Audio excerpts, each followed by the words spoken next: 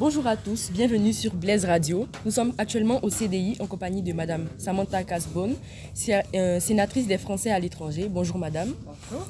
Moi c'est Nora et je suis accompagnée d'Esteban et nous allons être vos animateurs pour cette interview. Bonjour Nora. Alors on enchaîne directement avec la première question. Pour que nous puissions mieux comprendre votre métier, est-ce que vous pouvez nous expliquer un peu vos missions en tant que sénatrice des Français à l'étranger?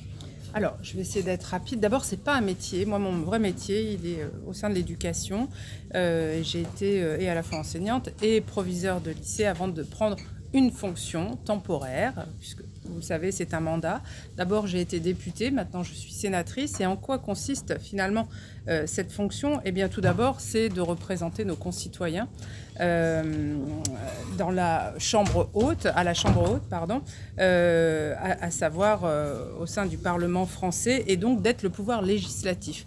Législatif, ça veut dire quoi? Ça veut dire que nous votons des lois, nous en proposons. En ce qui me concerne, j'en ai proposé une pour l'enseignement français à l'étranger et la création des instituts régionaux de formation, par exemple. C'est également de contrôler l'action du gouvernement, et puis c'est de représenter nos concitoyens à travers le monde, donc venir à votre rencontre. Et moi, je me suis spécialisée sur les sujets d'éducation et particulièrement au sein des lycées français, ce qui m'amène aujourd'hui à venir vous rencontrer. Voilà en quelques mots. Merci. Bon, comme ma camarade l'a très bien dit, vous êtes sénatrice des Français à l'étranger et donc pas spécifiquement en Côte d'Ivoire. Nous voulions savoir qu'est-ce qui motive aujourd'hui votre présence dans ce pays-là et plus précisément dans ce lycée. Alors, plusieurs choses. La première d'abord parce que j'ai été invitée par un élu conseiller français de l'étranger, Monsieur Martinato, qui ici siège régulièrement au conseil d'administration et qui a souhaité attirer mon attention sur votre établissement, mais également sur tous les établissements de la zone. Donc, à ce titre-là, je viens amicalement à sa rencontre et puis également pour vous rencontrer parce que, comme vous l'avez compris, le cœur de mon activité parlementaire est de défendre l'enseignement français à l'étranger. Pourquoi la Côte d'Ivoire? Parce que d'abord, c'est un très gros réseau en soi, c'est-à-dire que le pays accueille près de 13 établissements, si j'ai bien en tout cas tout noté ou en cours d'homologation. Et en cela, déjà, c'est suffisamment important par rapport à d'autres pays pour se déplacer. Donc venir un petit peu voir le fonctionnement de ces lycées.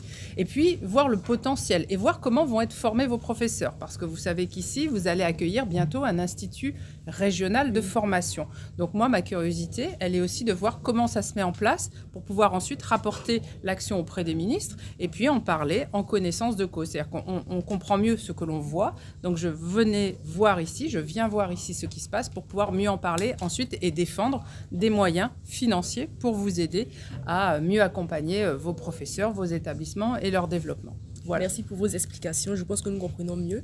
Et pour finir, est-ce qu'on peut revenir un peu sur votre parcours scolaire? Scolaire ou professionnel? Scolaire, alors moi j'ai fait mes études un peu comme vous tous, dans le système français, alors pour ma part en tout cas sur le territoire national, et ensuite, eh bien, écoutez, j'ai tout de suite passé mon concours d'enseignante, donc j'ai été professeur pendant près de 15 années pour ensuite devenir chef d'établissement au Maroc et en Espagne, et je vis actuellement en Espagne et mes filles sont également scolarisées dans un lycée français. Voilà, donc un petit peu pour mon parcours professionnel, mais vous voyez que près de 25 ans, je l'ai dédié à l'éducation parce que c'est au fond ce qui me motive et je trouve que c'est ce qu'il y a de plus beau au monde, accompagner la jeunesse et accompagner nos élèves et à la fois à l'étranger et à la fois sur le territoire national. Merci. En tout cas, merci Madame d'avoir répondu assez rapidement à toutes nos questions. Je le répète pour nos auditeurs, c'était l'interview de Samantha Casbonne, sénatrice des Français à l'étranger. On se retrouve très vite pour de nouvelles interviews et de nouvelles émissions sur Blaise Radio. Merci Esteban, merci Nora, et puis merci aux spectateurs. Merci beaucoup.